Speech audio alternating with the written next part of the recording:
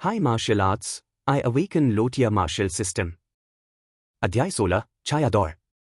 शारीरिक बनावट, नश्वर शरीर, बिस्तर। प्रतिभा, नवजात शिशु। जियांग ये ने झाओ किंगली के सिर के ऊपरी हिस्से को देखा और मन ही मन सोचा, बिल्कुल मेरी तरह, उसका शरीर बी लेवल का है और वह द्वितीय वर्ष की छात्रा है, लेकिन उसका कुल स्कोर पहले ही 700 अंक तक पहुंच चुका है। उसका वर्तमान स्कोर 700 अंक है, लेकिन इसका मतलब यह नहीं है कि कॉलेज प्रवेश परीक्षा में भी उसका स्कोर उतना ही रहेगा। कॉलेज प्रवेश परीक्षा में अभी पूरा 1 साल बाकी है। अगले साल झाओ किंगली इस स्कोर को कहीं अधिक पार कर जाएंगी। फिलहाल मेरे और इन नवोदित प्रतिभाशाली व्यक्तियों के बीच अभी भी काफी अंतर है। जियांग ये ने आह भरी, लेकिन उसका मन बहुत शांत था। अभी लंबा रास्ता तय करना है और एक दिन वह जरूर आपसे आगे निकल जाएगा। बेशक वह यह भी अच्छी तरह जानता था कि भले ही वह नई प्रतिभाओं को पीछे छोड़ दे, यह तो केवल शुरुआत होगी। इस युग में प्रतिभाशाली लोग नदी पार करने वाली मछलियों की तरह असंख्य हैं। जैसा कि सांस्कृतिक कक्षा के शिक्षक ने कहा था, प्रतिभा को 4 स्तरों में विभाजित किया गया है: मौलिक, नवजात, ताओबोन, असाधारण। नवजात प्रतिभाओं में से उत्कृष्ट प्रतिभाएं तीसरे वर्ष में प्रथम बाधा को पार कर सकती हैं और star sky martial arts master बन सकती हैं। ताओबोन प्रतिभाओं के मामले में तीसरे वर्ष में star sky martial arts master बनना तो बुनियादी बात है, लेकिन कॉलेज प्रवेश परीक्षा से पहले दूसरे ब्रेक को पार करना मुश्किल नहीं माना जाता है। लेकिन फिर भी उन्हें सच्चे जीनियस नहीं माना जाता है। सच्चा प्रतिभाशाली कौन होता है? 10 साल की उम्र से साधना शुरू करना, 12 साल की उम्र में प्रथम ब्रेक, 15 साल की उम्र में द्वितीय ब्रेक और 18 साल की उम्र तक तृतीय ब्रेक प्राप्त करना, यह असाधारण प्रतिभा है। और वे सचमुच दुनिया के चहेते हैं। सामान्य लोग 15 वर्ष की आयु में ही साधना शुरू कर सकते हैं, लेकिन इस जन्मजात असाधारण क्षमता वाले लोग 5 साल पहले ही साधना शुरू कर देते हैं, जो स्वाभाविक रूप से सामान्य लोगों की तुलना में कहीं अधिक है। हालांकि इस तरह की प्रतिभा भी सबसे शक्तिशाली नहीं होती। कहा जाता है कि इससे भी अधिक प्रतिभाशाली लोग हैं, लेकिन वह स्तर आन शहर से बहुत दूर है। मार्शल आर्ट का क्षेत्र अनंत है। प्रतिभावान लोग सितारों की तरह चमकते हैं। हो सकता है कि एक दिन मैं भी उस स्तर तक पहुंच जाऊं। 2 जीवन जी चुके जियांग ये का खून अब भी गर्म है, लालसा से भरा हुआ है। इस समय तक कक्षा 9 के छात्र पहले ही गोलाकार इमारत में प्रवेश कर चुके थे। उनके सामने एक विशाल धातु का हॉल था। हॉल के बीच में धातु की सीटों की कतारें थीं, जिनमें से प्रत्येक पर चांदी सफेद रंग का धातु का हेलमेट रखा हुआ था। और हॉल के सामने एक विशाल स्क्रीन पर पूरी कक्षा की रैंकिंग प्रदर्शित की गई थी। प्रथम स्थान झाओ किंगली 710 अंक। द्वितीय स्थान लिन म्याओ म्याओ 652 अंक। तीसरा स्थान वांग जियांग। शीर्ष 100 रैंकिंग में लगभग सभी छात्र विशेष कक्षाओं के थे। कभी कभार नियमित कक्षाओं के कुछ छात्र किसी तरह से अंदर घुस जाते थे, आमतौर पर सबसे निचले पायदानों पर। अजीब बात है, विशेष कक्षा में लोअर ए लेवल की शारीरिक बनावट वाले छात्र शामिल हैं, लेकिन पहला स्थान झाओ किंगली जैसी बी लेवल की शारीरिक बनावट वाली व्यक्ति को मिला है। जियांग ये ने आसपास के विशेष कक्षा के छात्रों पर नजर डाली और वह अचंभित हुए बिना नहीं रह सकी। तार्किक रूप से ए लेवल का शारीरिक गठन बी लेवल के शारीरिक गठन से कहीं बेहतर होता है। लेकिन जहां तक उसे पता है, झाओ किंगली का नाम पहले साल से ही पहले स्थान पर मजबूती से बना हुआ है। क्या यह उसकी प्रतिभा के कारण है या अन्य कारणों से? जियांग ये ने सोच विचार करते हुए कहा। जब वह इस बारे में सोच रहा था, तभी कक्षा 9 के मूल्यांकन का समय हो चुका था। अब चलिए नंबरिंग शुरू करते हैं। झांग जियान वो कक्षा 9 की टीम के आगे खड़ा था और जोर से बोल रहा था। सभी लोग एक साथ उत्साहित हो गए। वे यहां पहली बार नहीं आए थे, कभी कभी सामान्य कक्षाओं के दौरान उन्हें इसका अनुभव होता था। वर्चुअल स्टारी स्काई के व्यावहारिक मूल्यांकन में 5-5 लोगों के समूह बनाना शामिल था। मूल्यांकन के पाठ्यक्रम में आभासी दुनिया में शैडो रेस के खिलाफ टीम युद्ध शामिल था। इस मूल्यांकन का स्कोर शैडो रेस में मारे गए लोगों की संख्या और टीम के हताहतों की संख्या के आधार पर किया गया था। टीमों का गठन मनमाने ढंग से नहीं किया जाता था। स्कूल प्रणाली यह सुनिश्चित करने के लिए उन्हें क्रमांकित करती थी कि प्रत्येक टीम में समान संख्या हो। बेशक यह क्रमांकन कक्षावार किया गया था। इसलिए विशेष कक्षाओं के छात्रों ने इस मूल्यांकन में निश्चित रूप से अधिक अंक प्राप्त किए, क्योंकि औसत गुणवत्ता बेहतर थी। जियांग ये, जियाक्विंग, ताओ जियाओगांग, हेहुआ, ली जुआन। जियांग ये अपने समूह की बात सुनकर थोड़ा हैरान रह गया। शियाकिंग, वह लड़की जो अक्सर उसके लिए पानी लाती थी। बाकी 3 छात्र मध्यम से निम्न स्तर के थे और उसके बहुत करीबी नहीं थे। लेकिन इसी क्षण तीनों जल्दी से जियांग ये के चारों ओर जमा हो गए। भाई जियांग, कृपया हमें ले चलो। जी हाँ भाई जियांग, हम सब में आप सबसे मजबूत हैं, हम नेतृत्व के लिए आप पर भरोसा करेंगे। जियांग ये ने हल्की सी मुस्कान के साथ कहा, यह एक टीम वर्क है, हर कोई महत्वपूर्ण है। आइए मिलकर कड़ी मेहनत करें। हाँ, आइए मिलकर कड़ी मेहनत करें। समूह ने एक स्वर में कहा। उन्होंने स्वाभाविक रूप से जियांग ये की बात मानी, जो कक्षा में दूसरे स्थान पर था। जियांग ये ने चुपके से उसे देख रही जियाकिंग की ओर एक नजर डाली और अचानक कहा, जियाकिंग, सावधान रहना, कहीं तुम राक्षसों के चंगुल में न फंस जाओ। जिया किंग एक पल के लिए स्तब्ध रह गई, फिर उसका चेहरा थोड़ा लाल हो गया और उसने जल्दी से सिर हिलाकर कहा, मैं सावधान रहूंगी। यह देखकर ताओ शियाओगांग ने तुरंत कहा, भाई जियांग, चिंता मत करो, शिया किंग हमारी टीम में इकलौती लड़की है, हम उसकी रक्षा जरूर करेंगे। जियांग ये ने सिर हिलाया, ज्यादा कुछ नहीं कहा। उसे निश्चित रूप से जिया किंग की रक्षा करनी थी क्योंकि टीम में एक लड़की होने से उसे 35% आक्रमण गति का बोनस मिलता था और यहां तक कि 50% क्षति वृद्धि को सक्रिय करने का भी मौका था। मुझे आश्चर्य है कि क्या मैं प्रथम स्थान प्राप्त करने के लिए अपनी इस क्षमता पर भरोसा कर सकता हूं। जियांग ये ने चुपचाप दूर से ली झिचाओ को देखा। प्रथम स्थान प्राप्त करने पर उन्हें 30,000 युआन की गरीबी सहायता छात्रवृत्ति मिली, जिसकी उन्हें बहुत लालसा थी। टीम के कार्यों का निर्धारण पूरा हो गया था। ली झिचाओ शांत रहे और उन्हें अपना पहला स्थान बरकरार रखने का पूरा भरोसा था। दूसरी ओर जू सिसी ने अपनी मुट्ठियां भींच लीं और उसकी बादाम जैसी आंखों में दृढ़ संकल्प की एक झलक दिखाई दी। इस आकलन में मेरी गति ही मेरी ताकत है, क्या मैं दूसरा स्थान वापस हासिल कर पाऊंगी, यह इस समय पर निर्भर करता है, जू सिसी ने मन ही मन सोचा। तभी झांग जियानवू ने कहा, प्रत्येक समूह अपनी अपनी सीटों पर क्रम से बैठें और आभासी तारामंडल मूल्यांकन शुरू करें। सभी लोग हिलने डुलने लगे। जियांग ये अपनी सीट पर गए और चांदी सफेद रंग का आभासी हेलमेट पहन लिया। वर्चुअल हेलमेट, जिसे ब्रेन नर्व कनेक्टर भी कहा जाता है, न्यूट्रिनो के माध्यम से मस्तिष्क तरंगों के साथ संवाद करता है, जिससे लोग तुरंत नींद जैसी अवस्था में चले जाते हैं।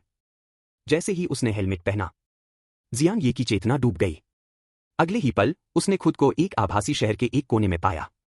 जियांग ये के साथ जिया किंग, ताओ जियाओगांग और 2 अन्य लोग भी थे। चांद आसमान में ऊंचा था, हवा जोर जोर से चल रही थी।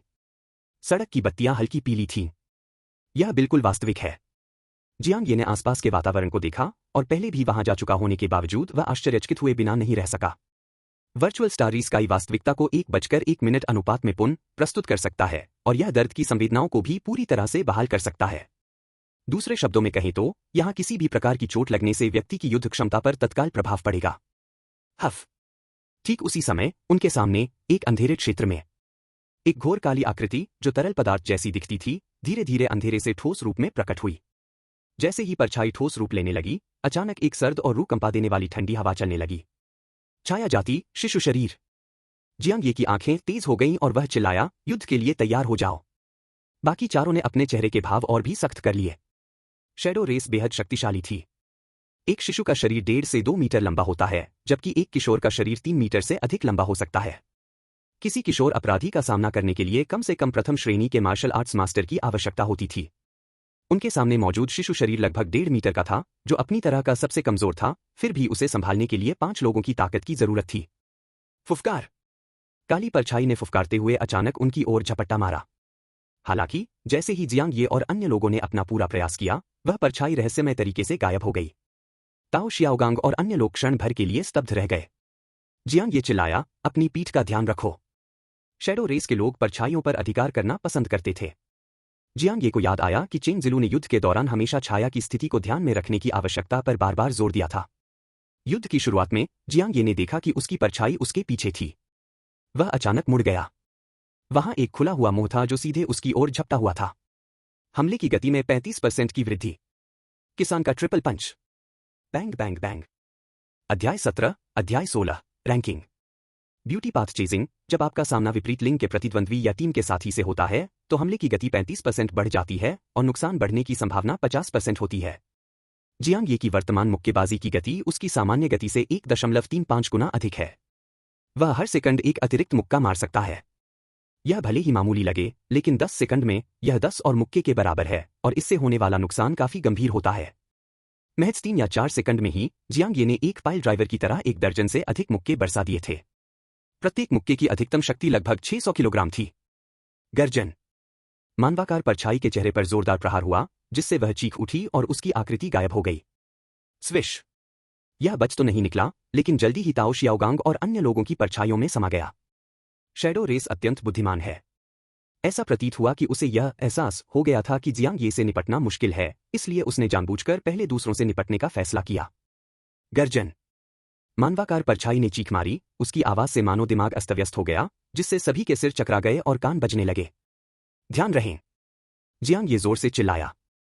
सबसे पहले होश में आने पर उसने सतर्कता से आसपास के वातावरण का जायजा लिया। शैडो रेस के शिशु रूप भी सामान्य मनुष्यों की तुलना में कहीं अधिक गति रखते हैं। वे परछाइयों का उपयोग करके टेलीपोर्ट कर सकते हैं, उनकी गतिविधियां मायावी होती हैं। यही एक कारण है कि शैडो रेस से निपटना मुश्किल है। जियांग ये के शब्द समाप्त होते ही घोर काली छाया फिर से प्रकट हुई और क्रूरतापूर्वक जिया किंग की ओर बढ़ी। भाड़ में जाओ। शिया किंग को हल्के में लेना आसान नहीं था। वह चिल्लाई और उसने अपनी मुट्ठी से परछाई पर जोरदार प्रहार किया, लेकिन उसके मुक्के का असर जियांग ये के मुक्के के मुकाबले कहीं कम था। सौभाग्यवश ताओ शियाओगांग और अन्य लोग जल्दी ही वहां पहुंच गए और प्रत्येक ने अपने कौशल का प्रदर्शन करते हुए शैडो रेस के शिशु रूप को घेर लिया और उस पर हमला कर दिया। साधारण हथियार, चाकू, बंदूकें, तलवारें, यहां तक कि आग्नेयास्त्र भी शैडो रेस को शायद ही कोई ठोस नुकसान पहुंचा सकते थे। इसके विपरीत मानव मुक्के वास्तव में शैडो रेस के लिए खतरा बन सकते हैं। ऐसा इसलिए है क्योंकि मानव शरीर एक विशेष चुंबकीय क्षेत्र उत्पन्न करता है जो बुरी आत्माओं को डरा सकता है। और स्टार स्काई मार्शल आर्ट्स के उस्ताद इस चुंबकीय क्षेत्र को उत्पन्न करने के लिए स्टार स्काई ऊर्जा का उपयोग करते हैं, जिसके बाद विशेष हथियारों का उपयोग करके शैडो रेस को अधिक नुकसान पहुंचाया जा सकता है। जिन लोगों ने अभी तक फर्स्ट ब्रेक हासिल नहीं किया है वे केवल अपनी मुट्ठियों के दम पर ही काम कर सकते हैं। मरना। जियांग ये और कई अन्य लोगों ने मिलकर परछाई को घेर लिया। हालांकि यह शिशु का सबसे कमजोर रूप था, फिर भी 5 लोगों को एक साथ इसे सहन करने में बेहद कठिनाई हुई। जब भी वह परछाई चीखती थी तो लोगों को चक्कर आने लगते थे, वे मुश्किल से खड़े हो पाते थे। सौभाग्यवश उन चीखों का जियांग ये पर बहुत कम प्रभाव पड़ा, इसलिए वह समय रहते दूसरों को याद दिला सका। अगर ऐसा नहीं होता तो समूह को पहले ही गंभीर चोटें लग चुकी होती। गर्जना। एक और गर्जना। इस बार जियांग ये चेतावनी देने में बहुत देर कर चुका था। पफ। उनमें से एक की बाह काट दी गई थी, खून बह रहा था और वह दर्द से चीख रहा था। ली जुआन, तुम ठीक हो? ताओ शियाओगांग के चेहरे का भाव बदल गया। भीषण लड़ाई ने उसे लगभग यह भुला दिया था कि वे एक आभासी दुनिया में हैं। यह शापित छाया जाति, इनकी जीवन शक्ति बहुत प्रबल है। उनकी शारीरिक शक्ति सीमित है, लेकिन शैडो रेस के पास असीमित ऊर्जा प्रतीत होती है। उनकी त्वचा मोटी होती है और वे व्यावहारिक रूप से अजेय होते हैं। ध्यान रहे, यह 5 के मुकाबले 1 की लड़ाई थी। अगर अकेले सामना करना पड़े तो यह अकल्पनीय होगा। यह भी लगभग अपनी सीमा पर पहुंच चुका है। जियांग ये ने परछाई की ओर देखते हुए सख्ती से कहा, पूरी ताकत लगा दो, इसे खत्म करो। इस समय मानवाकार परछाई लगातार विकृत हो रही थी, जैसे पिघलती हुई आइसक्रीम जो अपना आकार बनाए रखने के लिए संघर्ष कर रही हो। इससे कमजोरी का संकेत मिला। सभी बाहर जाओ। जियांग ये ने सबसे पहले आगे बढ़कर पूरी ताकत से एक मुक्का मारा। इसी क्षण उन्हें अचानक एक प्रेरणा मिली, जिससे उन्हें यह अनुमान लगाने में मदद मिली कि मुक्के की शक्ति में काफी वृद्धि होगी। क्षति को 50% तक बढ़ाए। आखिरकार पूरे खेल के बाद ट्रिगर हो गया। जियांग ये के पास सोचने का समय नहीं था। उसने गुस्से में आकर अपनी मुट्ठी से परछाई के सिर पर जोरदार प्रहार किया। बूम। इस मुक्के के कारण सीधे तौर पर परछाई में फेज सेपरेशन उत्पन्न हुआ, जिससे परछाई के छींटे तरल की बूंदों की तरह दिखने लगे। फिर भी उस परछाई में कुछ ताकत बाकी थी। उसका आकार झिलमिलाता और एक बार फिर गायब हो जाता। अगले ही पल ली जुआन के पीछे परछाई में एक और परछाई प्रकट हुई, जो स्पष्ट रूप से आपसी विनाश का इरादा रखती थी। सौभाग्यवश ताओ शियाओगांग ने ठीक समय पर ध्यान दिया और एक पैर के वार से परछाई के शरीर को काट डाला। अंततः मर गया। ताओ शियाओगांग ने गहरी सांस छोड़ी। शैडो रेस बहुत परेशानी वाली है। जियांग ये के चेहरे पर भी वही गंभीर भाव थे। सौभाग्य से यह आभासी दुनिया में हुआ, अगर यह वास्तविक दुनिया में होता तो खतरा कहीं अधिक होता। ठीक तभी कुछ ही दूरी पर अंधेरे में 3 और मानव आकार की आभासी परछाइयां उभरी।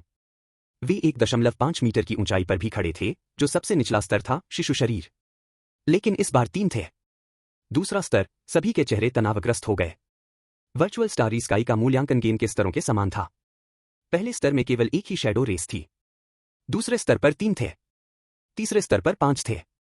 जैसे जैसे आप आगे बढ़ते गए, संख्या बढ़ती गई।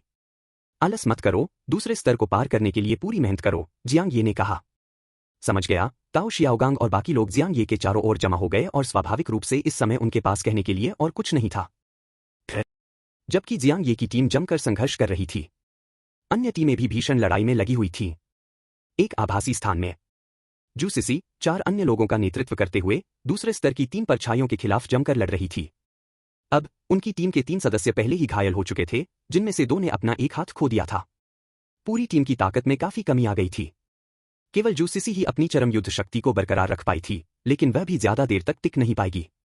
वहां पर लटका हुआ जू सिसी ने दांत पीसते हुए मन ही मन सोचा, तुम अपने माता पिता की इकलौती उम्मीद हो। तुम्हें 25 स्कूलों के गठबंधन में जगह बनानी होगी और मम्मी पापा को 200 वर्ग मीटर के घर में रहने का मौका देना होगा। आप यहां नहीं गिर सकते। अगर आप दूसरा स्थान भी हासिल नहीं कर सकते तो पहले स्थान की बात कैसे कर सकते हैं? 25 स्कूल्स अलायंस की बात कैसे कर सकते हैं? मारना। अपनी दृढ़ इच्छा शक्ति के बल पर जू सिसी ने आश्चर्यजनक युद्ध शक्ति का प्रदर्शन किया। पुफ। उसने एक परछाई के सिर पर मुक्का मारा, लेकिन उसी समय शैडो रेस ने उसकी बाईं बाह को बुरी तरह से फाड़ दिया। जूसिसी ने दांत पीसते हुए अगले लक्ष्य की ओर दौड़ना जारी रखा। फिर एक अन्य आभासी स्थान में बूम! ली जीचाओ ने तीसरी छाया को नष्ट कर दिया, जिससे लगातार रक्तस्राव हो रहा था। वह भी बुरी तरह घायल हो गया था और स्थिति बेहद गंभीर थी। लेकिन पीछे मुड़कर देखने पर उसने पाया कि उसके 4 साथियों को एक परछाई ने जमीन पर गिराकर पीट रखा था। ली जीचाओ वापस जाकर उनकी मदद करने का इरादा रखता था। गर्जन! एक गर्जना की आवाज गूंजी और ली जीचाओ ने दर्द से तुरंत अपने कान ढक लिए। उसे लगा जैसे दुनिया घूम रही हो। यह शैडो रेस की एक ऐसी दहाड़ थी जो दिमाग में हस्तक्षेप करने और भ्रम पैदा करने में सक्षम थी। जब वह बेक पर था, तभी एक परछाई तेजी से गुजरी और उसे एक थप्पड़ मार दिया। फिर धातु के हॉल में झांग जियानवो हाथ बांधकर खड़े थे और विशाल स्क्रीन पर चल रही रैंकिंग को देख रहे थे। झाओ किंगली नाम की उस लड़की ने 700 अंक हासिल किए। अविश्वसनीय! मुझे याद है कि जब उसने पहले साल दाखिला लिया था, तब उसकी प्रतिभा सर्वश्रेष्ठ में से नहीं थी। लेकिन अगर वह इस गति को बनाए रखती है, तो अगले साल वह शीर्ष 10 प्रतिष्ठित स्कूलों में जगह बना सकती है। NCT number 3 high school NCT का सबसे अच्छा स्कूल नहीं है। ऐसा हमेशा नहीं होता कि उनके पास हर साल ऐसे छात्र हों जो शीर्ष 10 प्रतिष्ठित स्कूलों में प्रवेश पा सकें। यहां तक कि एनसीटी के सर्वश्रेष्ठ high school NCT number 1 high school में भी सालाना ऐसे 1 या 2 ही छात्र होते हैं। आखिरकार एनसीटी एक छोटा शहर ही तो है। झांग जियानवो की निगाहें थोड़ी देर के लिए झपकीं, फिर जियांग ये की ओर मुड़ गईं। इस छात्र में वाकई कुछ प्रतिभा दिखती है और शायद अगले साल उसे 25 स्कूल्स अलायंस में शामिल होने का बहुत कम मौका मिल सकता है। मिस चेन की खातिर आइए उसे एक मौका दें। जब वह सोच विचार कर रहा था, तभी एक युवक उसके पास आया। निर्देशक झांग, क्या यहाँ कोई ऐसा छात्र है जिसमें आपकी रुचि हो? युवक ने मुस्कुराते हुए पूछा। झांग जियानवो ने मुड़कर देखा। वह युवक वांग जियांग था, जो उन्नत कक्षा का छात्र था। वह इस सत्र के अंत में हुए मूल्यांकन में भी एक प्रमुख व्यक्ति थे और वर्तमान में अपनी कक्षा में तीसरे स्थान पर हैं। वांग जियांग ने हॉल में चारों ओर नजर घुमाई और उत्सुकता से पूछा, मैं देख रहा हूं कि ये सभी साधारण कक्षा के छात्र हैं। झांग जियानवो ने अपने हाथों को पीठ पर रखते हुए कहा, कभी किसी को कम मत समझो। साधारण कक्षा ने पहले भी मजबूत दावेदार दिए हैं, जैसे पिछले साल जब एक छात्र ने साधारण कक्षा से उन्नत कक्षा में स्थानांतरण किया और कॉलेज प्रवेश परीक्षा के दौरान कक्षा के शीर्ष 50 में स्थान प्राप्त किया। वांग जियांग ने खंडन नहीं किया और टिप्पणी की, ऐसे लोग हमेशा अल्पसंख्यक होते हैं। मेरे सहित अधिकांश लोग वास्तव में काफी औसत दर्जे के होते हैं। उसने बार बार आहें भरी, जिससे आत्महीनता का भाव प्रदर्शित हुआ। झांग जियानवो ने उसे इल्जाम भरी नजरों से देखते हुए कहा, दिखावा करना बंद करो। कक्षा में तीसरे नंबर पर होते हुए भी विनम्रता का ढोंग कर रहे हो। पहले अपने से आगे चल रही उन दोनों लड़कियों को पीछे छोड़ दो, उसके बाद ही बड़ी बड़ी बातें करना। वांग जियांग अवाक रह गया। मैंने पहले ही कहा था कि मैं औसत दर्जे का हूं, मैं कैसे दिखावा कर रहा हूं? झांग जियानवो ने ठंडी सी झंझनाहट भरी सांस ली और आगे कोई जवाब नहीं दिया। वह जानता था कि यह लड़का अक्सर नाटक करता है। क्या उसे इस बात का एहसास नहीं था? अब कक्षा में तीसरा स्थान प्राप्त करने के बाद उसने विनम्रता का दिखावा किया, लेकिन वास्तव में वह काफी अहंकारी था। इस समय तक कक्षा 9 के अधिकांश छात्रों ने मूल्यांकन पूरा कर लिया था। शीर्ष स्थान पर रहने वाले छात्र भी धीरे धीरे वर्चुअल स्टारी स्काई से बाहर निकल रहे थे। विशाल स्क्रीन पर ग्रेड रैंकिंग एक बार फिर बदल रही थी। अध्याय 18, रसातल में छिपा हुआ अजगर। पुची! आभासी शहर में जियांग ये ने आखिरी परछाई के सिर पर मुक्का मारा। हफ! सभी ने राहत की सांस ली। अंततः तीनों परछाइयों को पराजित कर दिया गया। इस समय जियांग ये की टीम में उनके अलावा अन्य 4 लोग गंभीर रूप से घायल थे और जियांग ये को भी मामूली चोटें नहीं आई थी। हफ हफ! पास ही में अंधेरे में और भी परछाइयां एक साथ आकर आकार ले रही थीं। इस बार 5 परछाइयां थीं। तीसरा दौर। ताओ शियाओगांग और अन्य लोगों ने यह दृश्य देखा और उनकी आंखों में बेपसी की एक झलक दिखाई दी। वे अब और लड़ नहीं सकते थे। जियांग ये अकेले ही आगे बढ़ा, अपनी पूरी ताकत खत्म होने से पहले एक और साए को मारने की कोशिश कर रहा था। हालांकि उन्होंने तीसरे दौर की कठिनाई को कम करके आका। आधे मिनट बाद जियांग ये और उनके 4 साथी एक साथ आभासी शहर से बाहर निकल गए और उनके सामने सिस्टम सेटलमेंट पेज दिखाई दिया। इस समूह ने वर्चुअल स्टारी स्काई मूल्यांकन पूरा कर लिया है और सभी पक्षों के बीच मतभेद सुलझ गए हैं। सर्वश्रेष्ठ फिनिशर ताओ जियाओगांग। सर्वश्रेष्ठ टैंक ताओ जियाओगांग। ताओ शियाओगांग का लगातार 2 श्रेणियों में सर्वश्रेष्ठ प्रदर्शन करना खुद उन्हें भी आश्चर्यचकित कर गया। सर्वोत्तम क्षति जियांग ये। सर्वोत्तम दृष्टि जियांग ये। सर्वश्रेष्ठ मार्शल आर्ट विल जियांग ये। शैडो रेस के 4 सदस्यों को मार गिराया, इसमें 21 मिनट लगे। टीम के हताहतों की औसत दर 85% रही। ग्रुप एमवीपी जियांग ये 70 अंक, ताओ शियाओगांग 50 अंक, शिया किंग 45 अंक। यह देखकर जियांग ये ने राहत की सांस ली। उसे लगभग लगा था कि वह बिना कुछ किए ही जीत हासिल करने वाला व्यक्ति बन जाएगा। ताओ शियाओगांग ने शर्मिंदा होकर कहा, भाई जियांग, माफ कीजिए, मैंने आपके कुछ शिकार चुरा लिए। यह महज एक संयोग था। जब भी शैडो रेस का कोई सदस्य मौत के करीब होता तो वह दौड़कर उसके पास आ जाता। वह चुपचाप यह नहीं देख सकता था कि परछाई उसके साथियों को भी अपने साथ ले जा रही है ना? इस तरह ताओ शियाओगांग ने अनजाने में 3 दुश्मन सैनिकों को मार गिराया। शैडो रेस के अंतिम सदस्य को ही जियांग ये ने स्वयं मारा था। कोई बात नहीं, जियांग ये ने सिर हिलाया, उसे कोई आपत्ति नहीं थी। व्यवस्था के व्यवस्थित होने के बाद वे सभी आभासी स्थान से बाहर निकल गए और धातु के हॉल में लौट आए। जियांग ये ने अपने वर्चुअल असेसमेंट स्कोर को देखा। जियांग ये 330 अंक। 330 अंक? मार्शल आर्ट्स विश्वविद्यालय के मानक से सिर्फ 20 अंक कम। जियांग ये मुस्कुराया। उन्होंने ली जीचाओ और जू सिसी के स्कोर पर भी ध्यान दिया। ली जीचाओ 355 अंक, जू सिसी 315 अंक। 355 अंक, ली जीचाओ का कुल स्कोर देखकर जियांग ये आश्चर्यचकित रह गया। उसे याद आया कि दूसरी पार्टी के तीनों आइटमों का कुल स्कोर 295 अंक था, जिसका मतलब है कि इस मूल्यांकन में उसने केवल 60 अंक प्राप्त किए, जो जियांग ये से कम थे। क्या ऐसा हो सकता है कि वह तीसरे दौर तक नहीं पहुंच पाया? जियांग ये ने मन ही मन सोचा। वर्चुअल स्टारी स्काई असेसमेंट एक चैलेंज मोड के समान है। जितने ज्यादा राउंड पूरे होंगे उतना ही ज्यादा स्कोर मिलेगा। चारों मार्शल आर्ट के कुल अंकों में इस मूल्यांकन का सबसे अधिक महत्व है, जो लगभग आधे के बराबर है। जितना अधिक स्कोर होगा, वर्चुअल स्टारी स्काई असेसमेंट से आपको उतना ही अधिक लाभ मिलेगा। जैसे कि झाओ किंगली, जो अकेले इस मूल्यांकन से 300 अंक प्राप्त करके 700 का उच्च स्कोर प्राप्त कर सकती थी। और ली जीचाओ के कम अंक हासिल करने का मतलब है कि वह तीसरे दौर से आगे नहीं बढ़ पाए। तो चौथे मूल्यांकन के स्कोर में मुझे कक्षा में प्रथम स्थान प्राप्त करना चाहिए। दुर्भाग्यवश कुल स्कोर में अभी भी दूसरे स्थान पर हूं। लेकिन कोई बात नहीं, कम से कम मुझे $10,000 की छात्रवृत्ति तो मिल जाएगी। जियांग ये पहले से ही संतुष्ट था। महज एक सेमेस्टर में 25वें रैंक से इस रैंक तक पहुंचने में कितनी मेहनत लगी, यह सिर्फ वही जानता था। वहीं दूसरी ओर ली जीचाओ भी रैंकिंग पर नजर रख रहे थे। 355 अंक। ली जीचाओ ने अपने स्कोर को घूरते हुए देखा, उनके चेहरे पर असंतोष के भाव थे। पिछली परीक्षा में उनकी शारीरिक क्षमता को देखते हुए उन्हें इतने कम अंक नहीं मिलने चाहिए थे। लेकिन शैडो रेस की दहाड़ ने उन पर गहरा प्रभाव डाला। फिर ली जीचाओ ने अचानक एक नाम देखा। जियांग ये 330 अंक। उसका वर्चुअल असेसमेंट स्कोर मेरे स्कोर से ज्यादा है। ली जीचाओ ने उस ओर देखा जहां जियांग ये थी। उन्हें याद आया कि सेमेस्टर की शुरुआत में जियांग ये का स्कोर केवल 206 अंक था। महज एक सेमेस्टर में उसने 100 से अधिक अंक बढ़ा लिए। सुधार की यह दर उनकी दर से भी अधिक थी। ली जीचाओ को कुछ एहसास हुआ, उनकी आंखों में विचारशील भाव दिखाई दिया। धिक्कार है, अभी भी तीसरा स्थान। जू सिसी ने अपनी रैंक को घूरते हुए अपनी सफेद मुट्ठियों को कसकर भींच लिया। जियांग ये ने मुझसे 15 अंक अधिक प्राप्त किए, वह निश्चित रूप से तीसरे बैच में पहुंच जाएगा और उसकी औसत हताहत दर मेरी तुलना में कम है। औसत हताहत दर से तात्पर्य पूरी टीम के लिए प्रति मिनट चोटों की औसत आवृत्ति से है। अगर टीम का कोई साथी खिलाड़ी मर जाता है तो यह दर बहुत बढ़ जाती है। हालांकि उनके समूह में किसी की मृत्यु नहीं हुई, लेकिन लगभग सभी गंभीर रूप से घायल हो गए, जिसमें औसत हताहत दर 90% थी। काफी देर बाद जू सिसी ने धीरे से सांस छोड़ी और असहाय होकर पास ही खड़ी जियांग ये की ओर देखा। यह आदमी भी मेरी तरह गरीब परिवार से लगता है। खैर, उन परेशान करने वाले अमीर बच्चों से हारने से तो बेहतर है कि उससे हार जाएं। जू सिसी ने आह भरी। फिर उसने दोबारा मुट्ठी भींची। लेकिन सिर्फ 15 अंकों का अंतर है, अगले सेमेस्टर में मैं तुम्हें फिर से जरूर पीछे छोड़ दूंगी। हॉल के सामने झांग जियानवू ने सख्त स्वर में कहा, जिन छात्रों ने मार्शल आर्ट की चारों परीक्षाएं पूरी कर ली हैं, वे घर जा सकते हैं। अगले साल आप सीनियर हो जाएंगे। इस गर्मी में खूब मेहनत करो और कक्षा को पीछे मत रहने दो। इसके साथ ही कक्षा 9 के सभी छात्र एक एक करके जाने लगे। झांग जियानवू ने जियांग ये की ओर देखा, उसकी आंखों में एक चमक सी झलक गई। उसने वर्चुअल असेसमेंट में 70 अंक प्राप्त किए। ऐसा लगता है कि इस बच्चे की मार्शल आर्ट के प्रति इच्छा शक्ति काफी प्रभावशाली है।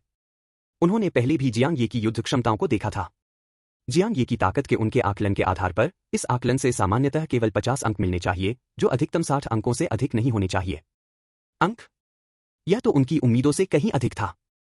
लेकिन वर्चुअल मूल्यांकन में केवल युद्ध क्षमता का ही आकलन नहीं किया जाता, इसमें मार्शल आर्ट की इच्छा शक्ति का भी आकलन किया जाता है। शैडो रेस दिमाग में हस्तक्षेप कर सकती है, जिससे लोग अराजकता में डूब जाते हैं। केवल वे लोग जिनमें मार्शल आर्ट की प्रबल इच्छा शक्ति हो, वे ही इस प्रभाव को कम कर सकते हैं। जियांग ये की इतनी अधिक अंक प्राप्त करने की क्षमता निश्चित रूप से उसकी मार्शल आर्ट की इच्छा शक्ति के कारण है। झांग जियानवू के बगल में बैठे वांग जियांग ने मुस्कुराते हुए कहा, निदेशक महोदय, क्या आप अभी ली जीचाओ नाम के उस छात्र को देख रहे थे? 355 अंक एक औसत मार्शल यूनिवर्सिटी के लिए निर्धारित आधारभूत स्कोर से अधिक है। द्वितीय वर्ष में एक सामान्य छात्र का इस स्तर तक पहुंचना वास्तव में सराहनीय है। वांग जियांग ने मूल्यांकन किया। झांग जियानवू ने कोई उत्तर नहीं दिया। कक्षा 9 के सभी छात्रों के चले जाने के बाद झांग जियानवू ने अंततः धीरे से कहा, कक्षा 9 से कोई उल्लेखनीय छात्र निकल सकता है। वांग जियांग असमंजस में था। अगर कोई और यह बात कहता तो शायद वह उपहास उड़ाता, लेकिन चूंकि झांग जियानवू ने ऐसा कहा था, इसलिए वह इसे गंभीरता से लेने से खुद को रोक नहीं सका। वह पूछे बिना नहीं रह सका, यह ली जीचाओ, क्या वह वाकई इतना उत्कृष्ट है? झांग जियानवू ने सिर हिलाते हुए कहा, ड्रैगन गहराई में छिपा रहता है, शहर में घात लगाए बैठा रहता है, कभी कभी सबसे कम ध्यान आकर्षित करने वाला ही सबसे शक्तिशाली होता है। क्या अजगर छिप जाता है? वांग जियांग और भी हैरान थे। निर्देशक द्वारा किसी व्यक्ति का वर्णन करने के लिए ड्रैगन शब्द का प्रयोग करना दुर्लभ था। क्या ऐसा हो सकता है कि ली जीचाओ में कोई ऐसी विशेष विशेषता हो जिसे मैंने नजरअंदाज कर दिया हो? वांग जियांग ने सोचा। बेवकूफ, झांग जियानवू ने डांटते हुए कहा, तुम्हें लगा कि मैं उसके बारे में बात कर रहा था? उसने सिर हिलाया और चला गया। वांग जियांग की आंखें चौड़ी हो गईं। ली जीचाओ नहीं? तो क्या ऐसा हो सकता है? उसने कक्षा 9 में दूसरे स्थान पर रहने वाले छात्र की तलाश की। जियांग ये 330 अंक। 330 अंक? वांग जियांग ने बुदबुदाते हुए कहा, असंभव, बिल्कुल असंभव। अगर उसके पास सिर्फ एक हाथ ही बचा होता तब भी उसे इतने कम अंक नहीं लाने चाहिए थे। मैं समझता हूं। अचानक वांग जियांग को ज्ञान प्राप्त हुआ, उसकी आंखें साफ हो गईं और वह सोचने लगा। निर्देशक का इशारा सूक्ष्म था, वह सामान्य वर्ग का जिक्र करते हुए बोल रहा था, लेकिन उसका मतलब विशेष वर्ग से था। क्या छिपा हुआ ड्रैगन मैं ही हो सकता हूं? अध्याय 19, 30,000। द्वितीय वर्ष, कक्षा 9, मार्शल आर्ट्स कक्षा। कक्षा के पीछे लगे इलेक्ट्रॉनिक ब्लैकबोर्ड पर इस सेमेस्टर के अंतिम मूल्यांकन, मार्शल आर्ट्स के अंक और रैंकिंग प्रदर्शित किए गए हैं। प्रथम स्थान, ली जीचाओ 355 अंक। द्वितीय स्थान, जियांग ये 330 अंक। तीसरा स्थान, जू सिसी 315 अंक। भाई जियांग, बधाई हो। ताओ शियाओगांग, शिया किंग और अन्य लोग उन्हें बधाई देने आए और बोले, कक्षा में दूसरा स्थान प्राप्त किया है। जियांग ये ने उनकी ओर देखा और मुस्कुराते हुए कहा, आप सभी को भी बधाई, आप सभी इस बार शीर्ष 30 में जगह बनाने में कामयाब रहे। इस कक्षा में कुल 100 छात्र हैं। शीर्ष 30 में आने का मतलब है औसत से ऊपर का प्रदर्शन हासिल करना। ताओ शियाओगांग ने अपना सिर खुजाया और मुस्कुराते हुए कहा, मुझे वास्तव में भाई जियांग का शुक्रिया अदा करना चाहिए। चौथे मूल्यांकन में उनके मार्गदर्शन के बिना मुझे इतने अच्छे अंक नहीं मिलते। सामान्य वर्चुअल मूल्यांकन में वह अधिकतम 20 या 30 अंक ही प्राप्त कर पाता था। इस बार वह 50 अंक हासिल करने में कामयाब रहा। शिया किंग और अन्य लोगों ने भी 40 से अधिक अंक अर्जित किए। महज 20 अंकों के अंतर को कम मत समझिए, यह आपको 1 दर्जन से अधिक रैंक ऊपर ले जा सकता है। किसी समकक्ष कॉलेज प्रवेश परीक्षा में 20 अंक हजारों लोगों को पीछे छोड़ सकते हैं। तो आप सबको और ज्यादा मेहनत करनी होगी, जियांग ये ने मुस्कुराते हुए कहा, अगले सेमेस्टर में अपनी रैंकिंग गिरने मत देना। हाँ, बिल्कुल। जब वे बातें कर रहे थे, तभी सफेद पोशाक और लेस वाले मोजे पहने चेन जिलू कक्षा में दाखिल हुई। आप सभी ने अंतिम मूल्यांकन के परिणाम देख लिए हैं। चेन जिलू ने शांत भाव से मंच से मूल्यांकन परिणामों पर संक्षेप में टिप्पणी की और उनका सारांश प्रस्तुत किया। 10 मिनट जल्दी से बीत गए। चेन जिलू ने ज्यादा शब्द बर्बाद नहीं किए और संक्षेप में अपनी बात समाप्त करते हुए कहा, जियांग ये, ली जीचाओ, थोड़ी देर के लिए मेरे कार्यालय में आइए। इतना कहकर वह अपने लंबे पैरों को लेकर कक्षा से बाहर निकल गई। सभी को पता था कि सेमेस्टर समाप्त हो गया है, इसलिए वे घर जाने के लिए अपना सामान पैक करने लगे। ये, शिक्षक ने तुम्हें वहां क्यों बुलाया? वेन युएहुई ने जियांग ये से हैरानी से पूछा। शायद ग्रेड से संबंधित कुछ होगा। जियांग ये भी असमंजस में था, लेकिन उसके मन में एक और अनुमान था। फिर कुछ ही देर बाद चेन जिलू के कार्यालय में। आपको किसी बात की सूचना देनी है। चेन जिलू ने अपने सामने खड़े दोनों लड़कों को देखा और मुस्कुराते हुए कहा, 1 महीने में स्कूल में एक ट्रायल होगा। क्या आप दोनों उसमें भाग लेना चाहेंगे? 1 महीने में, गर्मियों के दौरान? जियांग ये थोड़ा हैरान था। उसने अनुमान लगाया कि यह मुकदमे के बारे में था, लेकिन इतनी जल्दी होने की उम्मीद नहीं थी। ली जीचाओ ने भौहें चढ़ाते हुए कहा, क्या सामान्य कक्षा में परीक्षण के लिए केवल एक ही सीट है? क्या हम दोनों भाग ले सकते हैं? चेन जिलू ने शांत भाव से कहा, नियम मर चुके हैं, लोग जीवित हैं। जब तक आप पर्याप्त रूप से उत्कृष्ट हैं, विद्यालय अपवाद कर सकता है। यह सुनकर जियांग ये भावुक हुए बिना नहीं रह सकी। उसने अनुमान लगाया कि शायद चेन जिलू ने विशेष रूप से उसके लिए इस पद के लिए आवेदन किया था। चेन जिलू ने आगे कहा, यह परीक्षा सबसे निचले स्तर की परीक्षा है और जब तक आपके पास स्टार मार्शल कल्टीवेशन तकनीक में महान सफलता है, आप इसमें भाग ले सकते हैं और यह सीधे स्कूल में आयोजित की जाती है। लेकिन अगर आप केवल महान सफलता स्तर पर हैं, तो उत्तीर्ण होने की संभावना बहुत कम है। परीक्षण में असफल होने से कुछ जोखिम तो होता है, हालांकि इससे जान को कोई खतरा नहीं है, लेकिन यह आपकी भविष्य की खेती को प्रभावित कर सकता है। इस बयान ने जियांग ये और ली जिचाओ को चुप करा दिया। मुकदमे के दौरान खतरा हो सकता है। हालांकि उन्हें आश्चर्य नहीं हुआ। किसी भी मुकदमे में जोखिम तो होते ही हैं, अन्यथा उसे मुकदमा कैसे कहा जाएगा। चेन जिलू ने कहा, यही एक मौका है। अगर आपने भाग लेने का फैसला कर लिया है तो मुझे अभी बता दीजिए। जैसे ही उसने बोलना समाप्त किया, जियांग ये और ली जिचाओ ने एक सुर में कहा, मैं भाग लूंगा। चेन जिलू ने सिर हिलाया, उसे आश्चर्य नहीं हुआ। ली जिचाओ, अब तुम जा सकते हो। जियांग ये, थोड़ी देर रुक जाओ। हाँ। ली जिचाओ ने जियांग ये की ओर एक नजर डाली और जाने के लिए मुड़ गया। जियांग ये ने चेन जिलू की ओर देखकर पूछा, शिक्षक, क्या और कुछ है? चेन जिलू ने दीवार की ओर एक डिस्क जैसी वस्तु उछाली। एक भिनभिनाहट की आवाज के साथ वस्तु दीवार से चिपक गई। यह एक ध्वनिरोधक उपकरण है। इसे व्यवस्थित करने के बाद उसने मुस्कुराते हुए जियांग ये की ओर देखा और कहा, बुरा नहीं है, एक सेमेस्टर में 25वें रैंक से 2वें रैंक पर आ गए। यह सब आपकी शिक्षा की बदौलत है, गुरुजी, जियांग ये ने ईमानदारी से जवाब दिया। आप तो हमेशा इतने विनम्र रहते हैं। चेन जिलू ने कहा, उसकी आंखों में कृतज्ञता भरी हुई थी। इस बार जियांग ये का परिणाम भी उनकी उम्मीदों से कहीं बेहतर रहा। इससे पहले उसने जियांग ये का परिचय झांग जियानबू से कराया था, यह सोचकर कि अगर जियांग ये शीर्ष 10 में जगह बना लेता है तो यह उसकी उत्कृष्टता को पर्याप्त रूप से साबित कर देगा। अप्रत्याशित रूप से वह सीधे शीर्ष 2 में पहुंच गया। इससे उसे कुछ गर्व भी महसूस हुआ। चेन जिलू ने दराज से एक लिफाफा निकाला, इसे ले जाओ और घर जाकर इससे पोषण प्राप्त करो। जियांग ये ने लिफाफा स्वीकार किया और उसे खोलकर देखा तो उसके अंदर 30,000 युआन थे। शिक्षक, आप? उसने हैरानी से चेन जिलू की ओर देखा। कम आय वाले परिवारों के लिए द्वितीय स्थान के लिए अतिरिक्त छात्रवृत्ति केवल 10,000 युआन थी और यह तीसरे वर्ष तक प्रदान नहीं की गई थी। 30,000? वह तो पहले स्थान पर भी नहीं था, उसे इतनी बड़ी रकम कैसे मिल सकती थी? मैंने निर्देशक झांग के साथ शर्त लगाई थी। चेन जिलू ने धीरे से हंसते हुए कहा, मुझे पूरा यकीन है कि तुम इस परीक्षा में सफल हो जाओगे, इसलिए मुझे निराश मत करना। जियांग ये ने आश्चर्य का भाव दिखाया। तो 30,000 युआन शिक्षक की ओर से प्रायोजन था? गुरुजी, क्या 30,000 बहुत ज्यादा नहीं है? आपको भी अपनी साधना के लिए संसाधनों की आवश्यकता है। जियांग ये बिना किसी कारण के दूसरों से मदद स्वीकार नहीं करता था। विशेषकर जब बात पैसों की हो तो इस पर सावधानीपूर्वक विचार करने की आवश्यकता होती है। मैं एक शिक्षक हूं, मेरे पास पैसों की कमी नहीं है। चेन जिलू ने उसकी ओर देखा और कहा, लेकिन तुम अलग हो। इस महीने आपको अपनी पूरी क्षमता से सुधार करने की जरूरत है ताकि 1 महीने बाद होने वाले ट्रायल में आपको मौका मिल सके। इस अवधि के दौरान परीक्षा उत्तीर्ण करने की संभावना बढ़ाने के लिए आपको प्रतिदिन मार्शल आर्ट सामग्री का सेवन करना होगा। उसकी आवाज स्पष्ट थी। जियांग ये मन ही मन थोड़ा हैरान रह गया। उसके शब्दों से ऐसा प्रतीत हुआ कि मुकदमे की कठिनाई उसकी कल्पना से कहीं अधिक हो सकती है। चेन जिलू ने अपना दाहिना पैर क्रॉस किया हुआ था, उसकी ड्रेस का किनारा नीचे की ओर एक लंबे, कोरे पैर को दिखा रहा था। उसने शांत स्वर में बात की। मार्शल आर्ट्स के लिए कई प्रकार के पोषण तत्व उपलब्ध हैं। तेजी से सुधार करने के लिए आपको टाइगर गॉल, वेल आई आदि जैसी उच्च गुणवत्ता वाली सामग्री का चयन करना होगा। यह खर्च बहुत बड़ा है, 30,000 रुपए आपके पोषण के लिए हैं। अंत में इसे उधार लिया हुआ पैसा समझें। आपको इसे बाद में मुझे लौटाना होगा। हल्की सी मुस्कान के साथ चेन जिलू ने हल्के से अपना छोटा सा पैर हिलाया, जिससे एक चंचल स्पर्श जुड़ गया। जियांग ये ने कहा, तीसरे वर्ष में छात्रवृत्ति मिलने के बाद या परीक्षण से पैसे कमाने के बाद मैं इसे लौटा दूंगा। हाई स्कूल से स्नातक होने के बाद इस बारे में बात करते हैं। यह सिर्फ 30,000 है। अभी मुझे इस रकम की चिंता नहीं है। चेन जिलू ने हाथ हिलाकर एक बार फिर इस बात पर जोर दिया कि उसके पास पैसों की कमी नहीं है। जियांग ये को थोड़ी बेबसी महसूस हुई। वह कितनी अमीर थी? 30,000 को मामूली समझकर खर्च करना? क्या उसके परिवार के पास कोई खदान हो सकती है? कुछ देर की चुप्पी के बाद उसने गंभीरता से झुककर कहा, धन्यवाद शिक्षक जी। जियांग ये को इस बात की पूरी जानकारी थी।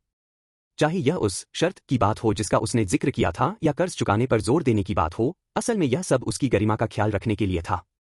कुछ मदद दान के समान होती है, लेकिन किसी को छाता देना वाकई में एक तरह की मदद होती है। 2 जीवन जी चुके जियांग ये इन मामलों में स्पष्ट सोच रखते थे, जिससे वे और भी अधिक आभारी थे। चेन जिलू ने हल्की सी मुस्कान दी।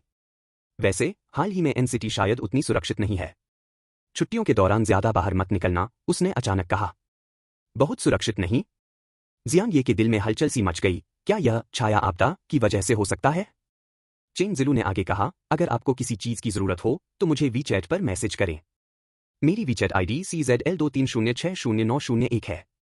जियांग ये एक पल के लिए हिचकिचाई और बोली, शिक्षक जी, क्या आपके पास आपका फोन नंबर है? मैं आपसे संपर्क करने के लिए एक संचार उपकरण ले लूंगी, फोन बहुत महंगे हैं। चेन जिलू ने उसकी ओर एक नज़र डाली और दराज से एक घड़ी निकाली। आप मेरी संचार घड़ी का उपयोग कर सकते हैं, इससे भी आप मुझसे संपर्क कर सकते हैं। ठीक है।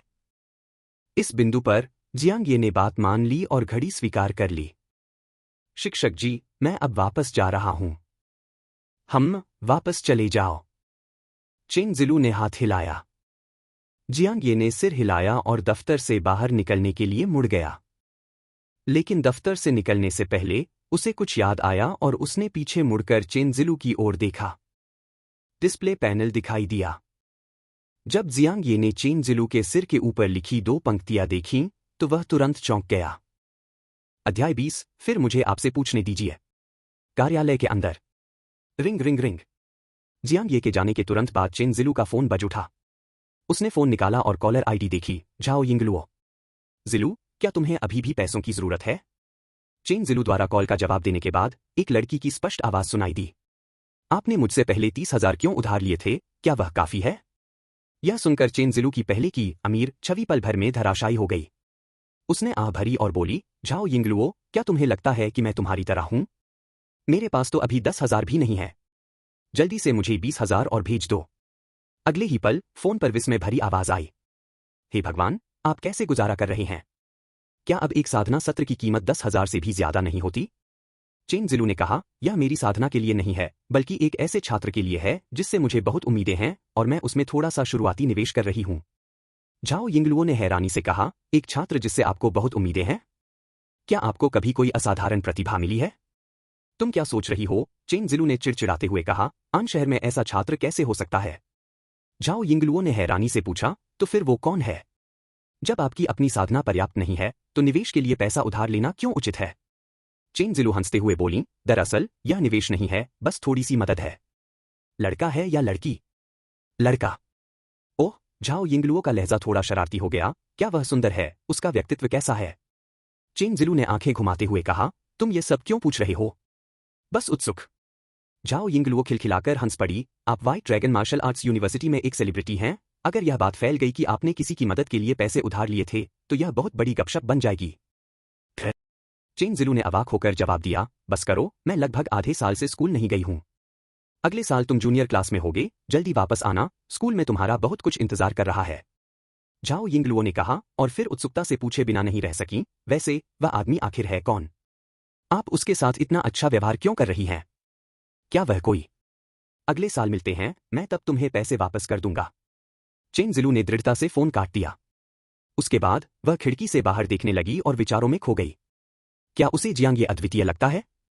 उसने खुद ऐसा जानबूझकर नहीं सोचा था। बात सिर्फ इतनी सी है कि उसे जियांग ये में अपनी ही परछाई का कुछ अंश दिखाई दिया, इसीलिए उसने मदद का हाथ बढ़ाया। क्योंकि उससे बेहतर कोई नहीं जानता कि इस समय जियांग ये को कितनी मदद की जरूरत है। चेन जिलू ने अपना पीला चेहरा अपने हाथ पर टिका लिया, उसकी निर्मल आंखों में यादों की एक झलक दिखाई दी। मिस की बीमारी वाकई बहुत दुर्लभ है। गर्म कमरे में डॉक्टर ने बिस्तर पर लेटी हुई छोटी बच्ची को देखा और बार बार आहें भरी।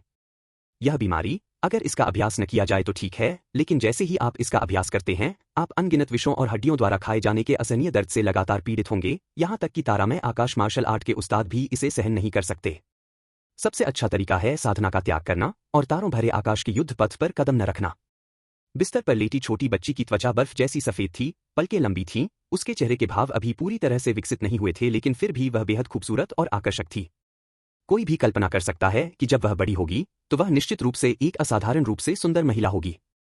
एक दंपत्ति बिस्तर के पास खड़े थे। उस व्यक्ति का व्यवहार शांत था, उसने गरिमापूर्ण और सुरुचिपूर्ण ढंग से कपड़े पहने थे, स्पष्ट रूप से वह किसी उच्च पदस्थ व्यक्ति जैसा लग रहा था, और उसकी भौहें और आंखें उस लड़की से मिलती जुलती थीं। हालांकि उसके बगल में बैठी महिला उस छोटी लड़की से बिल्कुल भी मिलती जुलती नहीं थी, लेकिन वह बेहद आकर्षक और सुंदर थी। डॉक्टर की बात सुनकर उस आदमी का चेहरा निराशा से भर गया और वह मुंह फेर कर चला गया। एक पल के बाद कमरे के बाहर से एक दमदार पुरुष की आवाज स्पष्ट रूप से सुनाई दी, कितना अफसोस की बात है, इतनी अच्छी प्रतिभा को बर्बाद किया जा रहा है। इसके बाद एक मधुर महिला की आवाज सुनाई दी, उसे अपनी मां की तरह जीवन भर एक साधारण इंसान ही रहने दो। आखिरकार हमारे पास और भी बच्चे हैं जिनका हम पालन पोषण कर सकते हैं। बिस्तर पर लेटी छोटी बच्ची हल्की सी कांप उठी, उसने चुपचाप अपनी मुट्ठियां भींच लीं। मुझे मार्शल आर्ट का महारथी बनना होगा। चेन जिलू अपनी यादों से बाहर लौटी, उसकी निगाहें और भी शांत हो गईं। अन्यत्र जियांग ये भी सड़क पर चलते हुए पुरानी यादों में खो गया। इससे पहले उन्होंने पैनल के माध्यम से चेन जिलू की प्रतिभा का आकलन किया था। शारीरिक बनावट, गहन शरीर, ऊपरी ए। प्रतिभा, ताओ बोन। क्या शिक्षक चेन वास्तव में ताओ बोन से संपन्न है? जियांग ये ने मन ही मन सोचा, ताओ बोन प्रतिभा, हालांकि नवजात प्रतिभा से केवल एक स्तर ऊपर है, लेकिन अंतर एक खाई जितना विशाल है। नवजात शिशु से तात्पर्य मार्शल बोन के नवजात शिशु से है, जबकि ताओ बोन सिर्फ मार्शल बोन का नवजात शिशु होने से कहीं अधिक है।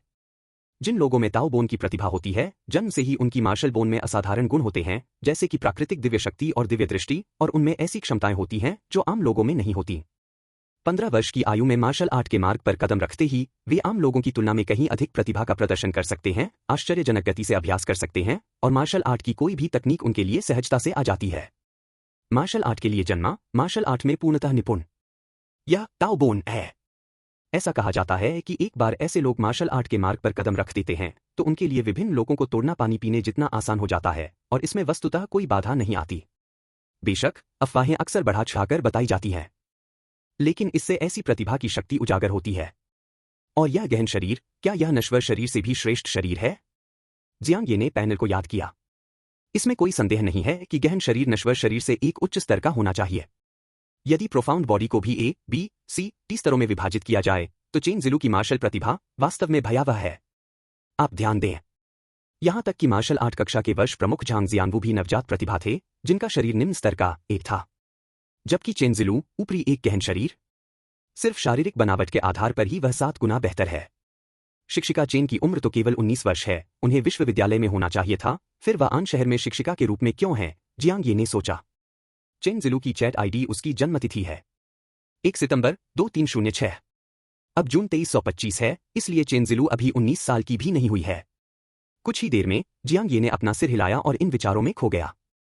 पढ़ाई में वापस लौटना, खुद को बेहतर बनाने का प्रयास करना। दूसरे लोग क्या करते हैं यह उनका निजी मामला है। उनका लक्ष्य अगले महीने में खुद को बेहतर बनाने के लिए हर संभव प्रयास करना था। जियांग ये को अच्छी तरह पता था कि चेन जिलू ने उसकी मदद इसलिए की क्योंकि उसने उसकी प्रतिभा और मेहनत को देखा था। महज एक सेमेस्टर में कक्षा में 25वें स्थान से दूसरे स्थान पर पहुंचते हुए चेन जिलू ने यह सब देखा। अगर वह धारणा न होती तो इनमें से कुछ भी नहीं होता। मार्शल आर्ट की कक्षा से सभी छात्र बाहर जा चुके थे। जियांग ये ने अपना सामान समेटा, बिना रुके जल्दी से दरवाजे की ओर चल दिया। शाम ढलने लगी थी, आम लोगों के लिए रात खतरनाक थी। लेकिन कक्षा से बाहर निकलने के बाद जियांग ये की अचानक झाओ यिंगलुओ से एक तेज नजर वाले लड़के के साथ मुलाकात हो गई। तुम गए नहीं हो? जियांग ये को कुछ आश्चर्य हुआ। ली जीचाओ ने उसकी ओर देखा और धीरे से बोला, मुझे आपसे कुछ पूछना है, क्या यह ठीक रहेगा? जियांग ये ने उसकी ओर देखा और सिर हिलाया। वे दोनों एक सुनसान कोने में चले गए। बताओ, क्या बात है? ली जीचाओ थोड़ा हिचकिचाया, फिर बोला, जियांग ये, क्या तुम मुझे बता सकते हो, क्या तुमने कोई नशीली दवा ली है? यह सुनकर जियांग ये काफी हैरान रह गया और बोला, मैंने कोई नशा नहीं किया है। ड्रग्स न लें? ली जीचाओ की पुतलियां थोड़ी सी कांपी। अगर आपने ड्रग्स नहीं ली हैं तो मैं आपसे पूछता हूं, आपने कितनी ड्रग्स ली हैं? उसने लगातार पूछा। जियांग ये थोड़ा अचंभित रह गया, मैंने भी ड्रग्स नहीं ली है। ली जीचाओ ने अचानक अपनी भौहें सिकोड़ ली। उनके विचार में जियांग ये ने बहुत अधिक मात्रा में ड्रग्स का सेवन किया होगा, अन्यथा इतनी तेजी से प्रगति करना असंभव है। वह हाल ही में बुरी तरह से ड्रग्स ले रहा है, फिर भी उसके ठीक होने की गति जियांग ये जितनी तेज नहीं है। हालांकि वह अभी भी पहले स्थान पर है, लेकिन उसे लगता है कि जियांग ये की मौजूदा रफ्तार को देखते हुए इस बात की बहुत अधिक संभावना है कि वह उसे पीछे छोड़ देगा। अब जियांग ये के साफ इनकार से उसे तुरंत ठंडक महसूस हुई। ली जीचाओ ने सोचा, ऐसा हो ही नहीं सकता कि उसने ड्रग्स न ली हो, क्या वह दिखावा करने के लिए जानबूझकर ऐसा कह रहा है? लेकिन उसकी पारिवारिक स्थिति को देखते हुए यह संभावना नहीं है कि वह इतनी सारी दवाएं खरीद सके, एक सेमेस्टर का खर्च उठाना ही उसकी सीमा है। अगर अगले महीने तक उसे कोई दवा नहीं मिलती है तो उसकी प्रगति जल्द ही धीमी हो जाएगी। इस विचार के साथ ली जीचाओ ने एक बार फिर जियांग ये की ओर देखा और गंभीरता से कहा, जियांग ये, अगले महीने मिलते हैं, उम्मीद है तब भी तुम्हारी जुबान इतनी ही सख्त रहेगी। इतना कहकर वह मुड़ा और चला गया। जियांग ये ने पूरी तरह से अचंभित होकर उसकी पीठ देखी। यह आदमी, क्या यह ठीक है?